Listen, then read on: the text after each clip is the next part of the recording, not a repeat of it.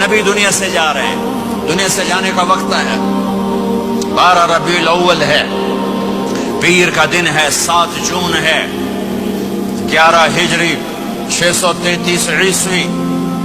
جبریل نے آ کے صبح صبح آپ نے ساری بیگمات کو بلایا، رخصت فرمایا، ملاقات، بیٹے کو بلایا، کان میں کہا میں جا رہا ہوں۔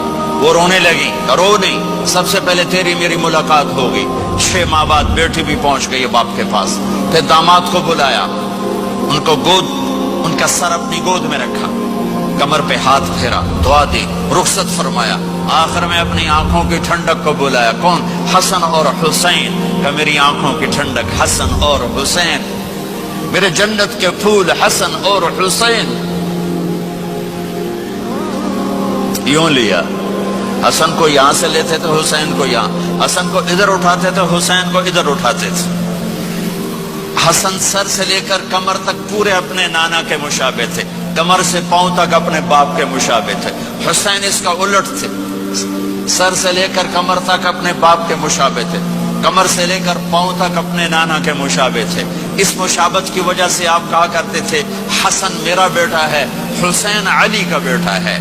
آخر میں ان کو بلا کر یوں لیا، اور ساتھی آنسو ٹپ ٹپ ٹپ ٹپ ٹپ ٹپ، بیویوں کو جدا کیا، آنسو نہیں، بیٹی کو جدا کیا، آنسو نہیں، داماد کو جدا کیا، آنسو نہیں، جب بچوں کو جدا کرنے لگے تو یوں آنسو۔ ایک کو زہر میں تڑپتے دیکھا، ایک کا کٹا سر نیزے پہ چڑھتے دیکھا، تو آنسو رک نہیں سکے، دعا نہیں کی، ہاتھ نہیں اٹھائے، اللہ کی تقدیر کے سپرد کر دیا، اولاد کو ذبح ہونے کے لیے تیار کر لیا کہ کل میری امت اولاد کے پیچھے جھوٹ نہ بولے، رشوت نہ لے، حرام کاروبار نہ چلائے، دھوکہ نہ دے، فراڈ نہ کرے، بچوں کو کہاں سے کھلائیں، بچوں کو کہاں سے پلائیں، کہ یہ میرا حسین کا سر کٹ کے نیزے پر چڑھا ہوا ہے۔ کچھ نہیں بولے، رخصت فرما دی۔ جب سب چلے گئے تو جبریل آ گئے، آپ نے فرمایا کیا ہوا؟ خاموش کھڑے تھے، کہ موت کا فرشتہ دروازے پر ہے، اندر آنے کی اجازت چاہتا ہے۔ اپنے نبی کا مقام دیکھو، موت بھی پوچھ کے آتی ہے۔ آپ نے کہا آ جائے، آپ کی اجازت پر ملک الموت اندر آئے۔ اسرائیل کا السلام علیکہ یا رسول اللہ، کہنے لگا آپ پہلی ہستی ہیں، میں سلام کر رہا ہوں، میں نے کبھی کسی کو سلام نہیں کیا۔ کہنے لگا آپ پہلی ہستی ہیں، اللہ نے فرمایا تھا پوچھ کے اندر جانا، بن پوچھے نہ جانا۔ پھر کہنے لگے آپ پہلی ہستی ہیں، اللہ نے فرمایا آنا چاہیں تو لے آنا، رہنا چاہیں تو چھوڑ کے آ جانا۔ ہاں، یہ وہ دربار رسالت ہے جہاں موت بھی پوچھ کے آتی ہے۔ آپ نے فرمایا میں اجازت دے دوں میری جان نکالو گے؟ کہ جی نکالوں گا، نکالوں۔ آپ نے یوں جبریل کو دیکھا، کیا کہتے ہو، جاؤں یا رہ جاؤں؟ جبریل نے کہا اللہ آپ کی ملاقات کے شوق میں ہیں، فیصلہ آپ کریں گے۔ ہاں یہ بات سنانا چاہتا تھا اگلی۔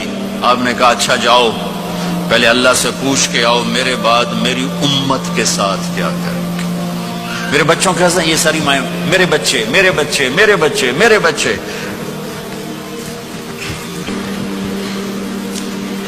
میرے نبی کو تو پتا تھا کہ یہ تڑپ تڑپ کے ایک زہر میں جائے گا اور ایک کا سر کٹ کے نیزے پہ چڑھے گا، کیوں نہیں ان کے لیے ہاتھ اٹھائے؟ ہمارے لیے کیوں روئے کہ جاؤ اللہ سے پوچھ کے آؤ میرے بعد میری امت کے ساتھ کیا کرے گا، میں پھر جواب دوں گا۔ جبریل واپس گئے، موت کا فرشتہ کھڑا ہوا ہے، جواب آیا یا رسول اللہ آپ کا رب کہہ رہے ہیں آپ کی امت کو تنہا نہیں چھوڑوں گا۔ مجھے میرے رب کی قسم جو سن رہا ہے جس نے ہمیں یہاں جمع کیا ہے، سنو میری بات غور سے، اگر میرے نبی یہ سوال نہ اٹھاتے تو آج میں اور آپ بھی بندر خنزیر میں بدل چکے ہوتے۔ میری اور رب کی کوئی رشتہ داری نہیں ہے۔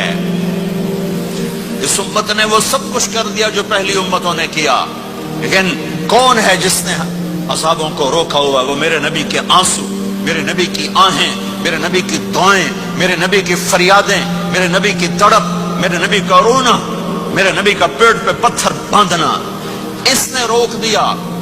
کوئی نبی جاتے ہوئے امت کے لیے نہیں رویا، واحد نبی ہیں جو جاتے ہوئے امت کے لیے روئے، میری امت میری امت میری امت۔